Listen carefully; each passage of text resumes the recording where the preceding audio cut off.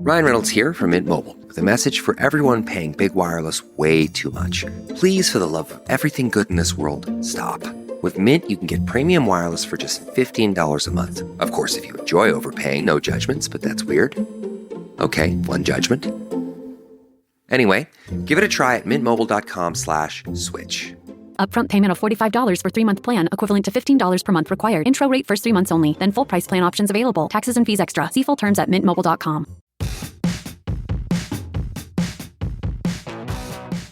Hey folks, it's Matt Zachary, and welcome to Vax On, a weekly segment of my podcast, Out of Patience, right here on the Off Script Network. Hey, I'm Allura Nanos. I'm a lawyer, a journalist, a mom of a teenage narcoleptic, and a professional big mouth.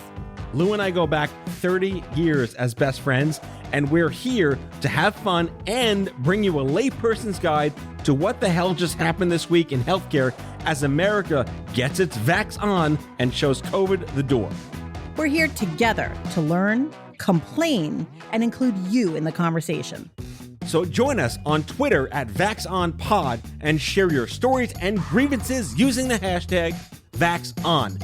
All right, Matt, let's get at it. Hello, Allura. Hello, Matt. It's Vax On time. It's Vax On Day. Vax On Day. It's Vax On every fucking day. It is. It is living in the world of Vax On. What's happening with you lately? So I have a quick story. My parents, who live in South Carolina, have old school friends from like the 70s who have a child that's, I think, our age or a little younger, either getting married or the kid's getting bar mitzvah. Some kind of celebratory thing is happening in Raleigh. Okay. So they're driving to Raleigh to this wedding, and I'm mixed on this. If it were a year ago, I'd maybe feel different, but the people doing the event are requiring proof of negative COVID through a home test within 3 days. Have we reached the point where that just doesn't matter anymore? I personally am very pro show me a home test before you do anything. I like it. I feel like it's not perfect. I realize it's not perfect, but it's something. It's better than nothing. And here's where my brain goes on it. Tell me if you follow me on this. Let's just say you didn't test. You went to the event. You got a bunch of, you happen to have COVID. You got a bunch of people infected. Right. If you could have taken the test before you went and it would have been positive, and then you would clearly have stayed home, wouldn't you want to stay home? Like, wouldn't you feel terribly guilty? And if it's avoidable to feel that way and avoid getting people sick, wouldn't it be nice to do that? So my response is, I think we're in a weird problem to have that we didn't used to have, which is there's so many tests now. There's no standards by which all these tests give you that little pregnancy line in the findings. And some of them are expired, and some of them are shipped by the government. Some of them you buy at Walmart. And the accuracy of them isn't as good as it used to be when you had to go to CityMD for them or your doctor for them. And I agree with what you said. Yes, if you're positive, you shouldn't go. But you could be negative that day and positive the second you get to the wedding or the bar mitzvah. As well, I know, because that is exactly what happened to me, that I had COVID, tested, the test was negative, then I was around people and I got them sick. And I felt really badly about it. But I mean, that's just saying it's not perfect. But my understanding is that there's very low incidence of false positives. Again, we can do our homework on that and report back on next week's show. Yeah. But I'm just of the ilk now where you keep saying ilk. I don't know what that word means. I'm of the pension. I'm of the penchant. I'm not suggesting don't say ilk. I'm just pointing it out. Look, we're still in the whole immunocompromised and elderly and health compromised universe. But at what point do we as a society, I feel like I've moved from the left to the mushy middle on this. And where do we draw the line on mandatory negative tests for weddings and bar mitzvahs? People that are of probably our side of mushy middle, left of middle, but when is it going to be just good enough? What does endemic mean to all these random decisions people are making that are based on, what we know in science and what we kind of have hearsay for? Because Omicron is for all the people. I don't, I just always get back to the place of like, look, if it's not a big deal to just be careful, then just be careful. Like, who cares? What's a big deal? Take the test and then you don't have to worry about it. I mean, and again, of course it's not perfect. So, if we said, okay, it has to be perfect and you have to, go to the hospital, get a PCR test, you can't leave the house unless you've got it. That's different because it's such a burden and we're saying it has to be, but if it's not that big of a burden and we're already taking a risk by saying, look, this is one safety measure. It's not perfect. It's not everything, but it's like one safety measure. I'm not against it. But by the way, that's just my own personal take on it. I also would have absolutely no problem if every car in the world required a person to take a breathalyzer before they got behind the wheel. I'd have no problem with it. Other people would feel differently, but I would be like, hey, what's the big deal? Just be safe. So, I mean, I live in that world where if it's not a huge deal and it's not a big expense and it's not going to destroy your life to do it, just do it and like add a little extra safety measure. Is that also like you must be this smart to be president? Yeah, I mean, I'd love that safety measure. Or to run for Congress. And I think that people have just different attitudes about safety generally, about what is a reasonable amount of safety and what is too careful and too cautious. And I tend to live on be a little extra safe side of all physical risks. That's just kind of the way I roll. Right. But I think, if I were hosting a big event, I just recently faced this where I did host a big event and I did ask for everybody to be tested. And I feel like, I would feel a little extra responsible if a bunch of people got sick at an event that I hosted. So it's incumbent upon me to make it easy for people to be as safe as possible. Having said all that, all of those things are very different than a government requiring it. Right. I think we can have lots of different debates about that because that's just different. But, as a private person, I don't really see any problem with asking people to do that or doing it myself or making it convenient for other people to do it. Right. And it's only going to re-exacerbate or just exacerbate for the first time relationships with people that are like, are you really doing this? Or should I lie and tell the truth? Or who's showing up? People get mad. Mm-hmm. Yeah. It's become people get really mad about it. It's become like a dividing line. But, I've actually found in the past, like when it comes to safety, it often is a dividing line. Like I have a couple of friends who routinely have a couple of drinks and get behind the wheel. And it really pisses me off. And then if I've tried to stop them in the past and it becomes like this whole thing. And I mean, I'm not talking about people who are falling down drunk. I'm talking about just like, it's probably not the smartest idea, but you probably also wouldn't get arrested if you did it. And people get really angry and defensive and they feel really attacked and it becomes like this whole thing. And I feel like, why wouldn't you just do it safer? So I think people's differing mentalities and risk tolerance factors into, the emotional side of all this. I mean, this is a pseudo segue to our first segment, but oh God, is it? Tolerance of the over-under, we're going to go to the death penalty. Yeah, so Matt, here's the thing. We've said many times in a kind of joking way on this show that we are anti-death. So I just thought we would, check in with situations where our government is actually purposely killing people. I generally feel like if we can't all agree that death is a bad thing, then where are we exactly? So, spoilers for Stranger Things Season 4. Go. What? Anti-death. Government conspiracies. No, you don't know? Oh, I don't know. I only watched season 1 and 2. Okay. You're missing out. Sorry.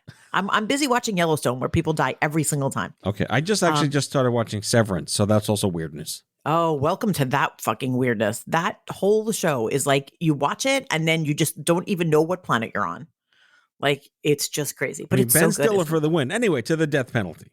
Yes, to the death. So, I just thought like we should just probably talk about the death penalty, not because it has anything really to do with COVID, but I don't know. This is my podcast and I feel like I care about this, so I want to talk about it. And the United States Supreme Court handed down 2 rulings this week, both of which involve death row inmates.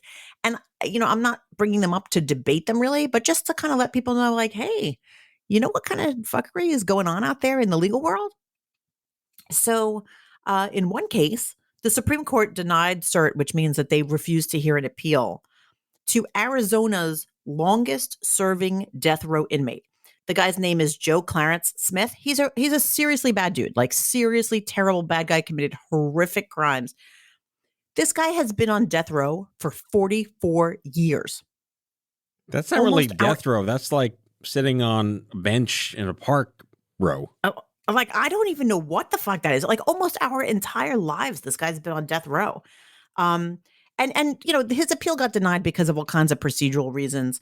But Justice Breyer, who's about to retire, he took a minute to do his usual song and dance about how, like, by the way, this is really fucking inhumane, and putting people on death row and making them worry and have that anxiety and know that their execution is coming for decades is really, really cruel.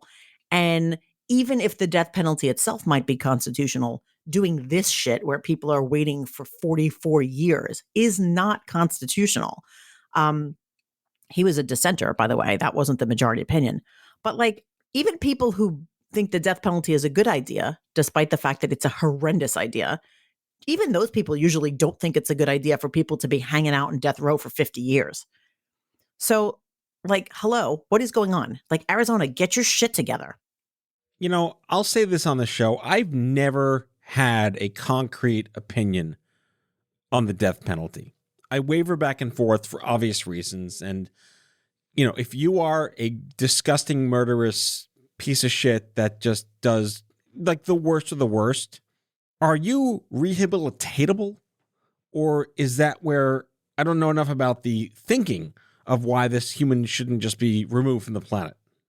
I mean, I definitely think that there's a lot of complicated conversations that go into the morality and the efficacy and all that underlying the death penalty. But I'll tell you where all of this stops for me. First of all, I think killing people on purpose is inhumane no matter what the purpose is. But perhaps more to the idea of the death penalty as a punishment, there's lots of stories and evidence out there of the collateral damage that the death penalty causes. The judges, the jurors, the attorneys, the prosecutors, the people who work in the prison. These people are not criminals. These are just regular people going about their jobs. And I just don't think any of them should be made to participate in a system for their job where they have to kill someone.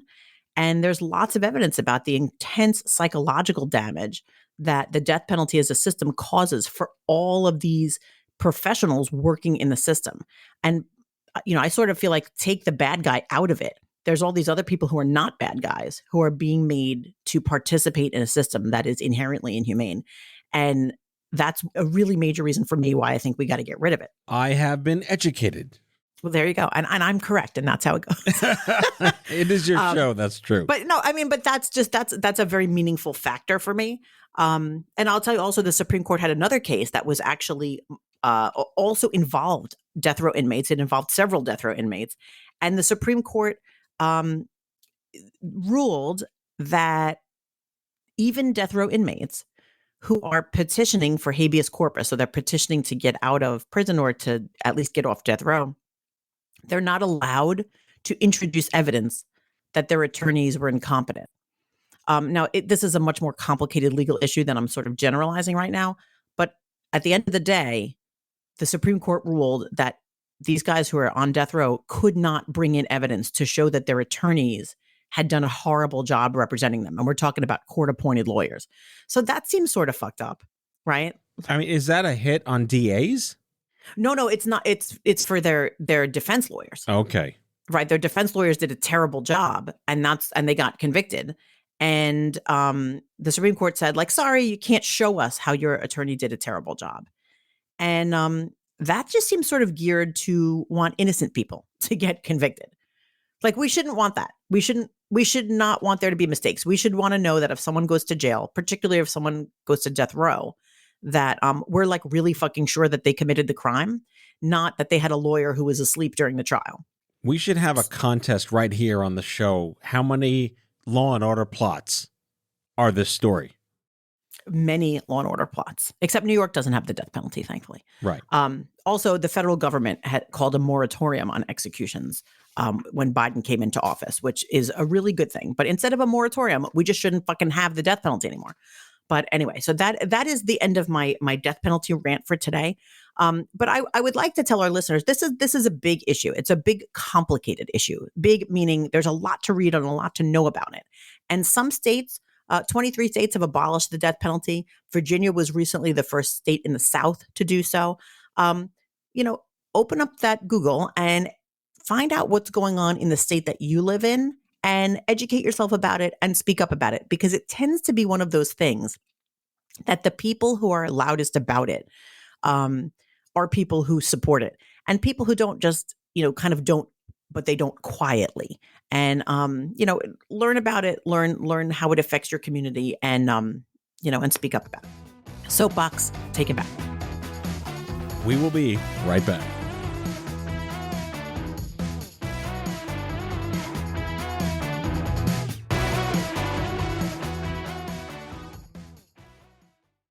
Craving your next action-packed adventure? Audible delivers thrills of every kind on your command, like Project Hail Mary by Andy Weir, where a lone astronaut must save humanity from extinction, narrated with stunning intensity by Ray Porter. From electrifying suspense and daring quest to spine-tingling horror and romance in far-off realms, unleash your adventurous side with gripping titles that'll keep you guessing. Discover exclusive Audible originals, hotly anticipated new releases, and must-listen bestsellers that hook you from the first minute. Because Audible knows there's no greater thrill than the one that speaks to you. Discover what lies beyond the edge of your seat. Start your free 30-day trial at audible.com/WonderyUS. That's audible.com/WonderyUS. All right, we're back. Lyric, can you make me feel better, perhaps lift my spirits with a better story? I might be able to, although after our introduction, I'm not sure it's going to lift your spirits, but it totally lifted my spirits. The FDA authorized the first non-prescription test for not just COVID-19, but also for the flu and RSV. So you know how you could just go and get a COVID test? Right. But you know how you have to go to your doctor to get a flu test? Right. So there's no over-the-counter flu test. You have to go to the doctor for the test and or the shot. Right. And it's like a whole thing, to go to the doctor. And, usually your insurance covers it and all that. But if you're not feeling well, but people don't always go to the doctor. So now the FDA just authorized the first test that it's a home test for not just COVID, but also for the flu and also for RSV. And I think that this is really great, actually, because I know that people are going to say, oh, we're getting into this world where we're testing all the time. But the flu is a really shitty illness. Most people don't die from it, but it sucks when you have it. And if I have the flu, I definitely don't want to give it to other people. So if I'm not feeling well and I can test myself and see if I have the flu, then it'll tell me you know what, you're not just not feeling well, you should definitely stay home. Does it also test for disdain and malaise for society? Do you know I love the word malaise? I've always loved it, even though it means something bad, but it's such an elegant word that I feel like it should mean something good. I like this idea, though, because, yes, I feel like they should have this test for the common cold, too. But, how many times? Right, that's usually rotavirus, right? Yeah. Or is it notovirus? It's like one of those weird viruses, right? Some rhyming virus. And I'll tell you, it's so weird. Why do I need to know I have the flu? Frankly, I'm not exactly sure. I just like knowing. I just like knowing what's going on with my body. I'm just going back to my kitchen in my house when I opened up the drawer and saw maybe 35 COVID home tests sitting there staring at us, guilting Still us into not testing every day. Still less that are in my house. Do you test the kids every day? No. Notion of should we test every single day? It's I don't know. Why? I mean, testing every day seems like a bit much. Testing when you have symptoms of an illness, though, I think is a good idea. I mean, because here's the thing, right? Different illnesses transmit differently. So if you knew you had a certain thing, then theoretically you would also know what you need to do to combat spreading it, right? I mean, the cannabis version of this is hypochondriac's delight. I know, but I don't know. I just kind of I feel like it combats hypochondria because if you know you have the flu, then you know you're not dying of something more serious. Yeah, but there are people who are going to convince themselves that the test is wrong if it's negative. They only happy when they are sick with something. Okay, but I can't cure people's mental illness. Like, I just feel like if I have the flu, I'd like to know it. Like, That's another all. podcast. Curing That's all a whole mental other illness. podcast. Yeah. I would love for there to be, a test for everything. I don't know. I just feel like I'll tell you, I have also a bigger picture reaction to this idea. And we've talked in the past on this podcast and also, off air about the need to test for sexually transmitted infections, for AIDS and for other things. And I think the idea of normalizing testing for any illness is such a good idea because there are some really frightening illnesses out there and people often are like afraid to test, like just even people who have no suspicion that they have an illness, they're afraid to take a test. And I think the more that testing for illnesses becomes just kind of standard, the better it is just generally for public health.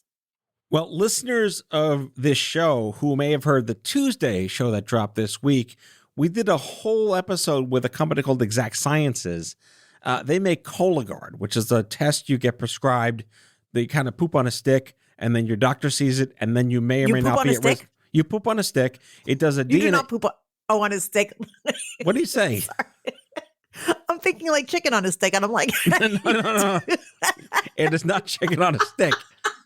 I'm like, how do you? No, your doctor prescribes you this home kit where you poop on a stick, and like 23andMe for poop, you send it out. It does these tests, and then your doctor gets it and says you may or may not need a colonoscopy. It's an early detection kit for colon cancer, which is really, really exciting. But to the point of what you're saying, like one test to rule them all, they're working on something called a multi-cancer detection test that they will give you in primary care if they suspect something, and that one test could possibly find up to like 14 cancers before they get really bad inside your body.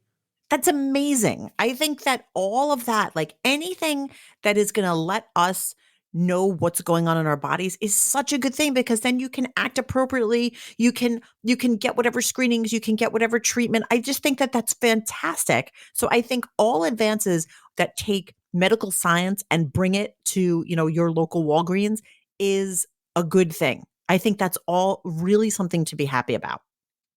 So something tells me that the average person is going to see this test in the Walgreens or whatever, and they may be more inclined to want to know if they have the flu instead of COVID-19 because the flu maybe culturally is more tangible.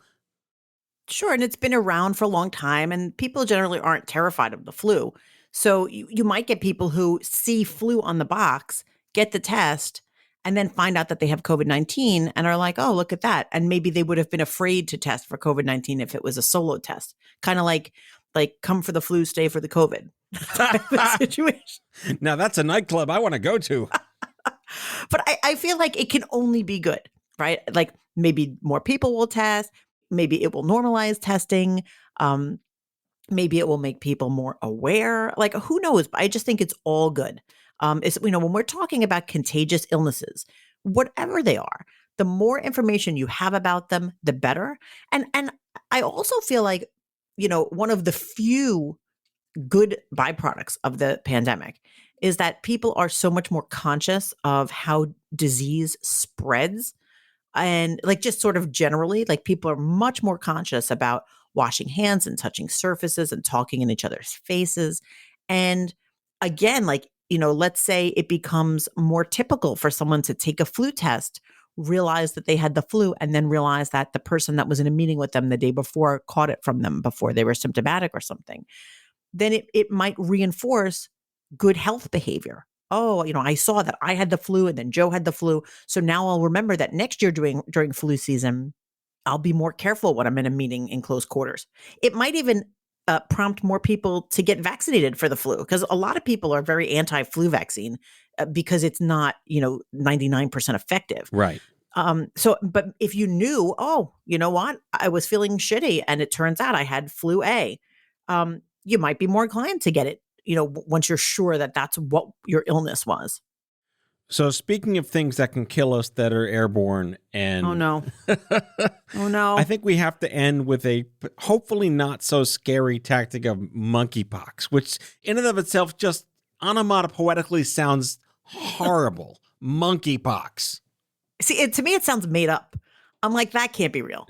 That definitely sounds like that sounds like what was it? The murder hornets. That sounds like the murder hornets to me, Murder like hornets, monkeypox. my Like, God. stop it right now. Yeah. Or it also sounds a little bit like it might be a candy. Oh my God, Like, yeah. Like right? Pop Rocks, Monkey Pop Rocks? Like Pop Rocks, monkeypox, right? But in fact, it's not. It's like something we got to be stressed about. And the president, he warned the disease is someone everybody should be concerned about. Guy, that's not helping at all. That is not helping my mental health. Please don't tell me to be concerned about a new illness I've never heard about. Like that's just like I love President Biden. I just didn't need that this week. I got enough going on. I'm going to agree. Is this another one of those like human eating animals things, or it's like, is this normal in nature and species that don't affect humans? Do we know anything about it? So here's what we know. It spreads when someone comes into close contact with another person, animal, or material that has the virus. It was first detected in captive monkeys back in 1958. So it's been around a while. And then 12 years later in 1970, that was when we had the first human case. And it generally happens in remote parts of Central and West Africa. But as of this past Saturday, 92 cases and 28 suspected cases have been identified in 12 countries outside of those African nations. So that's not great. We're obviously not talking about huge numbers, but COVID didn't start with big numbers either. I'm reading here that it's only occasionally fatal. I mean, that's an odd use of a gerund right there. But I'd rather it say occasionally fatal than like mortally wounding and death and Ebola. Yeah, I mean, it's not great. The one good news is it doesn't spread very easily. It seems like you can only get infected, it sounds like a skin to skin contact, right? You have to be in close contact. So yeah, and it usually is through broken skin, although it can be through the respiratory tract or through the eyes, nose, and mouth. But it sounds like it's not like it's, on a scale of 0 to Omicron, it's not all that contagious. So I mean, that's a good thing. And yet it sounds like something you would get and melt on the street. Yeah, it does. It sounds really bad. It sounds like I got monkeypox and then I turned into a monkey and I immediately melted. Like if they called COVID-19 monkeypox, do you think more people would have been scared of it? Maybe there definitely would have been some great jokes. I mean, I wonder that whole pox thing always scares the shit out of people. Yeah. Right. They could have called it like COVID pox 19. Like they could have called it bat pox. Add pox to everything, and it just instills terror. Yeah, no, that's true. Except for mystery pox. Do you remember that on Doc McStuffins? Oh my God, you're really driving me back. Wow, Doc McStuffins for the win. I love Doc McStuffins. It was my favorite show that my kids watched when they were little. I absolutely loved it. But I only remember it because when she said, "We have a case of mystery pox," my daughter insisted that it was mystery pops. Oh, which is way less harmful than pox. Which is way less harmful. So anytime we talk about like chicken pox or whatever, any kind of pox in my house, we always just call them pops. I wonder how many other animals Mad Lib into blank pox. Chicken pox, monkey pox, like fish pox, leopard pox, elephant pox. Turtle pox. Turtle pox. My God, we should have... I don't want to get that turtle pox. Hyena pox. Yeah. Rattlesnake pox. Yeah. I think the mammals do better than the fish and the amphibians. The poor monkeys. It's always the monkey. The outbreak monkey, the monkeypox monkey. This is Dustin Hoffman's fault. Let's just admit it. It's Marcel the monkey from freaking... that was the same monkey, right? Yes, it was. It was, yes. You know that... Did you see the interview, speaking of the monkey, with David Schwimmer, where he said he couldn't stand the monkey? He hated the monkey. He hated the monkey. It's so great. That was part of the Friends reunion. Yes, that's right. That's where I saw it. And let me tell you, he's a fabulous actor because I would never have guessed he hated the monkey. No, he had a good poker monkeypox face. Oh. I feel like we need to get David Schwimmer as a guest to discuss monkeypox. Like, who better? Yeah, I mean, he's not a doctor, nor does he play one on TV, but he had one on the, but a monkey was his best friend. I know.